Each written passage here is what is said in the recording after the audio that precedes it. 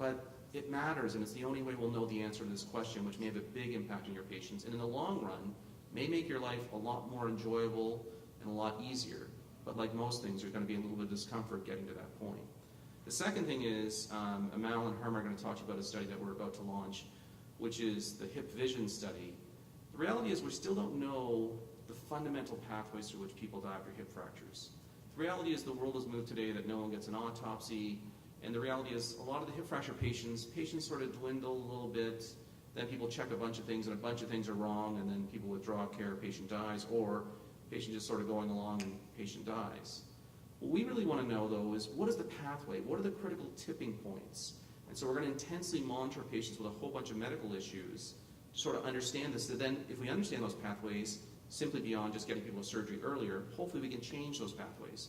But one of the things you're going to be asked to do is to help in getting autopsies in those who die. It is doable. We've met with pathology. Certain things, don't mention it's a study.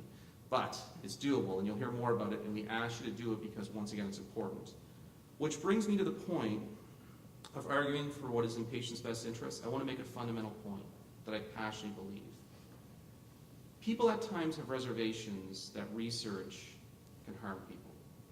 I put forward to you the number of people harmed from research is trivial, compared to the number of people harmed endlessly in clinical practice because of the lack of research. How many people were like my mother? Basically, we made menopause a disease. We pushed hormone replacement therapy on people. If you do the calculations on how many people are harmed by hormone replacement therapy, it is absolutely staggering.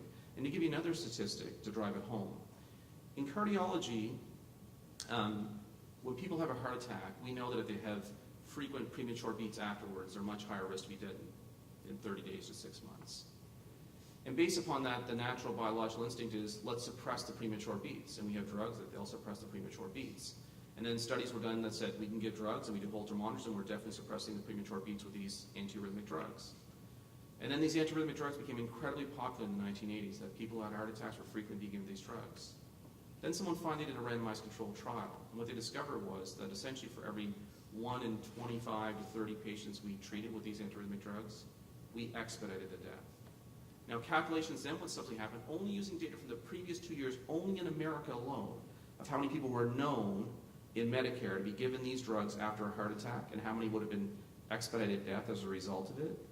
More Americans are estimated to have died in those 2 years alone from knowing cardiologists who really cared, trying to do the right thing based upon biological principles. More were killed by cardiologists than died in Vietnam.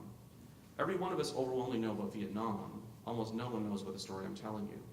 Why is it that we're inundated with Vietnam? Well, it's tragic, there's zero doubt about it, but I put forward to you that at times our medical care, despite the best of intention, has real harm.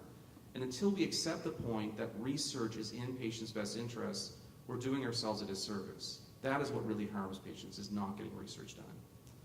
Rule number 9, avoid traps. Don't waste time on believing others have it easier than you. They typically don't, and even if they do, it's not going to change it. Don't waste time stewing over negative reviews. Don't waste time waiting for someone to tell you you can lead. If you're the leader, lead. It's remarkable, I think, how often people feel like they're disadvantaged, that they're waiting for someone to tell them they can lead. If you're really the leader and you believe you have something to do it. Most people want to get behind people who have vision and drive and passion, and let that happen. Don't stand around waiting for that opportunity to happen. The final rule, number 10, is be humble. And never forget that it's about the contribution and not the accolades. Mark Twain once said that, what is an expert? It's an ordinary guy from another town. Never forget that there's people who will tell you that you're really smart, make great contributions. The reality is we're just an ordinary guy from the other town. It is about the group contribution. It's really important to acknowledge the limitations of our research. It's important to think of the recognition of others, including our family and their goals. These things only happen through the collective, it's not through individuals. The recognition that large transformative studies only occur because of a team, and it takes many different types of people and many different types of roles to achieve that success. It is not simply 1 or 2 leaders. They're crucial, but it's the collective, and that's what's important. And so I just want to leave you with a final quote. This comes from Justin Devereaux' home country with Nelson Mandela. Mandela said that vision without action is a dream. Action without vision is simply spending time. Vision with action can fundamentally change the world. And I hope that you guys are with Mowat and others well on that way, and I hope that you'll also continue to collaborate with us, and we'll get there too. Thanks very much.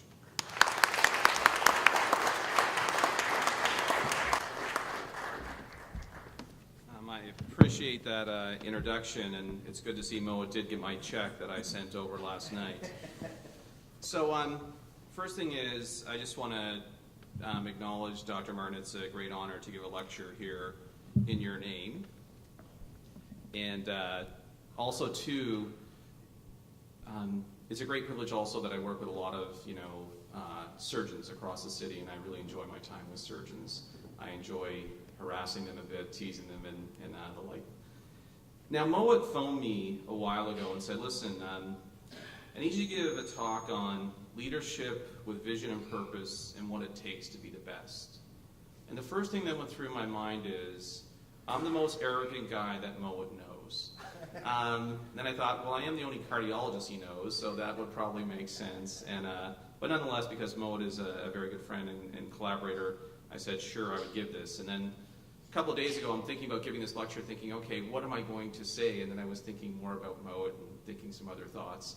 But then I finally put it together, and I came up with, from both my own personal experience, but also I've had the great privilege of great mentorship, but also reading a lot, and I'll offer you 10 rules that I think are relevant to success within a research career, but I think it's success in any area of leadership. I think these rules generally apply. I think the first and most fundamental rule is to be honest with oneself about what one really truly wants and what one's willing to sacrifice. The reality is, when we all see Michael Phelps standing on the podium, we all think, yeah, I'd like to be Michael Phelps. That looks very cool. But the reality is, most of us are not willing to make that compromise. And I think also, too, there's a tendency in our societies to be that if you're not the leader, and if you're not the one who is standing on the podium, somehow you haven't succeeded, which is not true. One thing I'll come back to later in my discussion is that all levels of contribution matter. The important things that happen in life that transform us both as societies or as professions are only done through group efforts. And different people play different roles. And so I think the first thing really to ask oneself is, within one's goals, is do one really want to be the leader? Does one really want to change the world doing research? And then if that is true, then the issue becomes, what is one willing to sacrifice? And are you willing to make the appropriate sacrifices necessary to achieve that goal? I'll tell you a little bit about my journey as it relates to this. So I had the great fortune of being born in Cape Breton Island, and my aspiration was always to go to medical school and to come back to Cape Breton Island and be an internist. Now, between my undergrad and medical school, I went through my undergrad and military scholarship, so I was in the Navy for 3 years. And my experience in the Navy, I actually think Rob Ford's a pretty reasonable guy from what I've seen.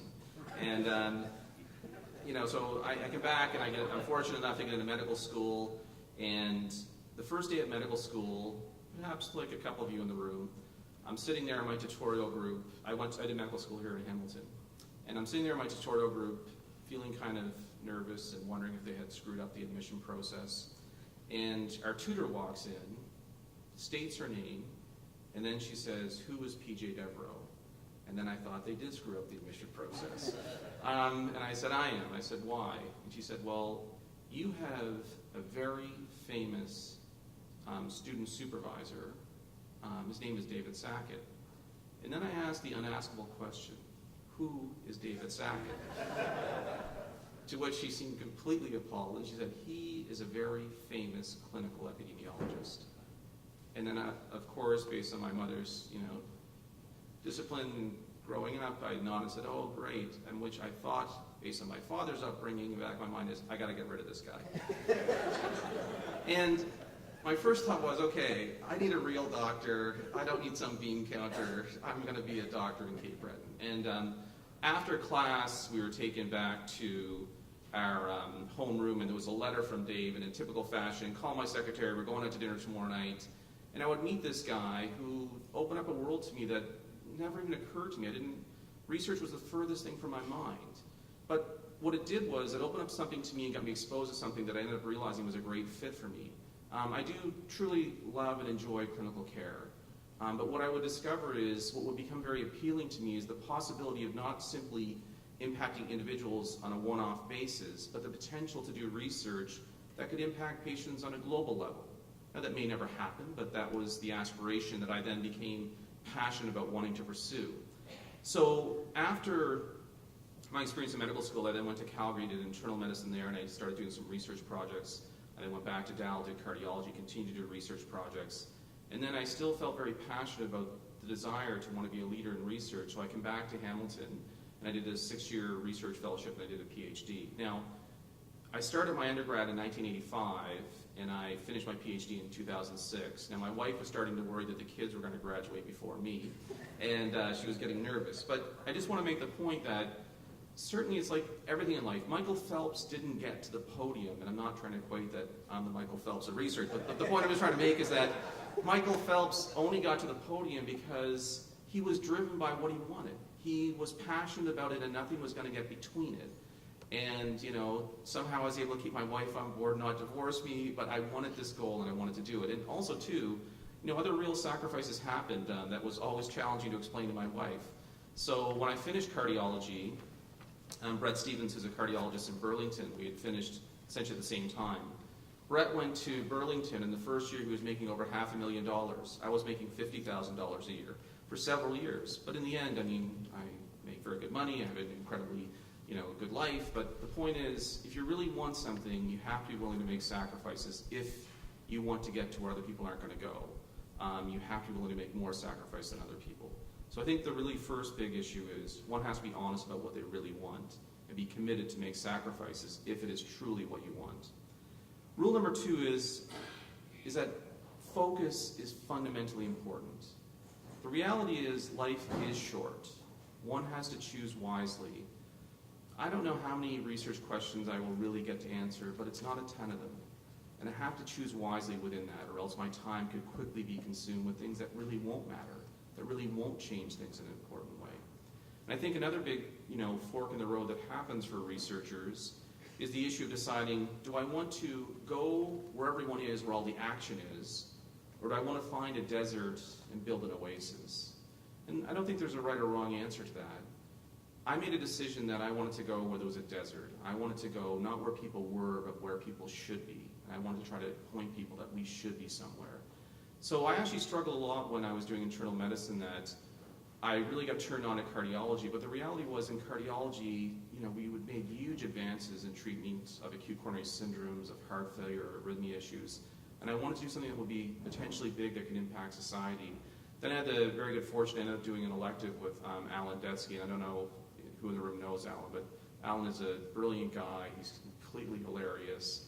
And I learned a lot in that rotation, and one of the fundamental things I realized was that the reality is, although there's no doubt you are making huge advances in surgical approaches, I think that is a reality. I don't think, or what we should be, and I still think there's a lot more to happen, and fortunately, due to people like Moa and Michelle and others, we're going to continue to make advances in surgical approaches. And we also have been making real advances in anesthetic approaches.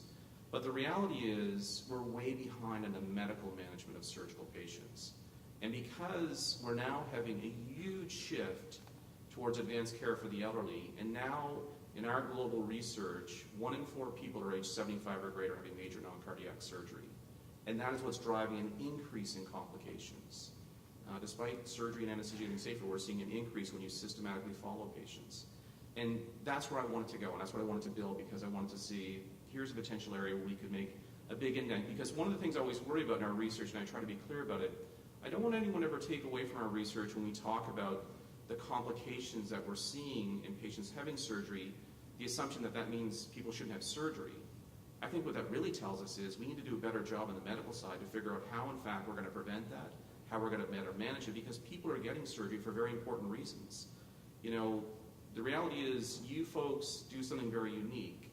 Most of us in medicine do not do something that has the impact on quality of life that you do.